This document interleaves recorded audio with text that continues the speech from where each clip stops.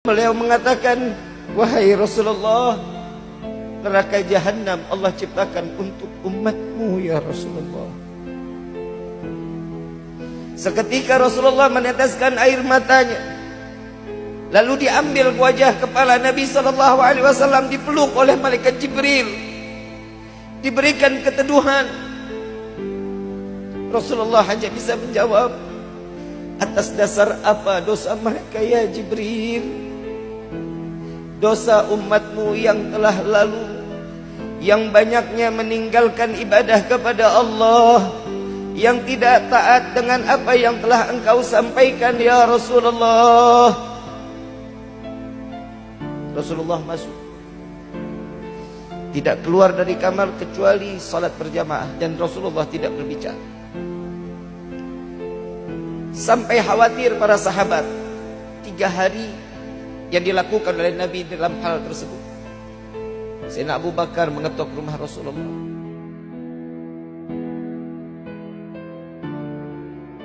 Tidak dijawab. Assalamualaikum ya halal baitur rahmah.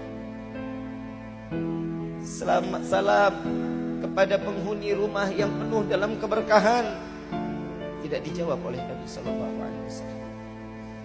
Sayyidina Umar bin Khattab mengetuk rumah Rasulullah, tidak dijawab oleh Nabi. Sayyidina Salman Al-Farisi mengetuk rumah Rasulullah, tidak dijawab. Sehingga Salman Al-Farisi memberanikan diri datang ke rumah Siti Fatimah bintu Muhammad Rasulullah sallallahu alaihi wasallam. Saat itu Sayyidina Ali tidak ada di rumah. Saat ditanyakan, ya bintu Rasulullah, adakah engkau mengetahui apa yang terjadi dalam keadaan ayahmu saat ini? Maka Siti Fatimah, sesungguhnya Allah dan Rasulnya yang mengetahui. Lalu beliau datang ke rumah Rasulullah mengetuk, Assalamualaikum ya Rasulullah, saya Fatimah. Lalu Nabi menyaut, setelah salam dari salatnya, Nabi mengatakan, ada apa wahai putriku Fatimah? Dibuka pintunya. Menangis Siti Fatimah. Menangis Siti Fatimah dalam keadaan yang luluh lantah, dalam keadaan beliau gemetar melihat Nabi SAW, di mana matanya sembab, dalam keadaan kurus, tidak makan kecuali minum. Setiap hari selesai salat hanya salat, terus memohon dan memohon kepada Allah. Ya Rasulullah, apa yang membuatmu seperti ini wahai kekasih Allah? Kemarin malaikat Jibril datang kepadaku menjelaskan tentang neraka.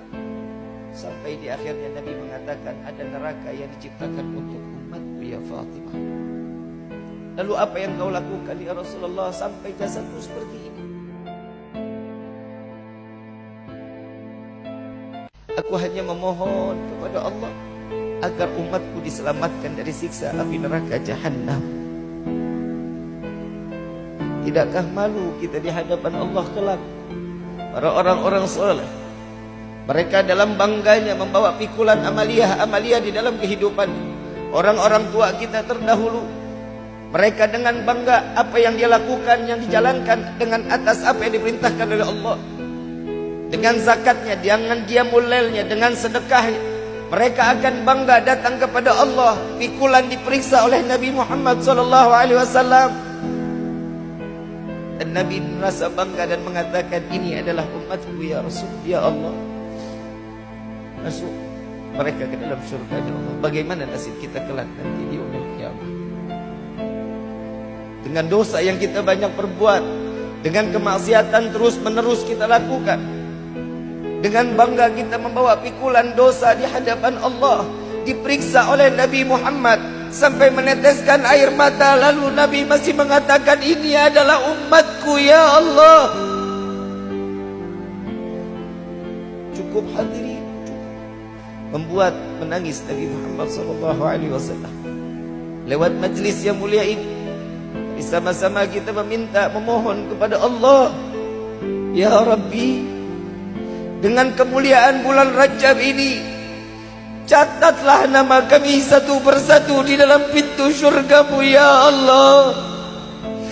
Tulislah nama kami di dalam hamba yang taubatnya Kau terima ya Allah.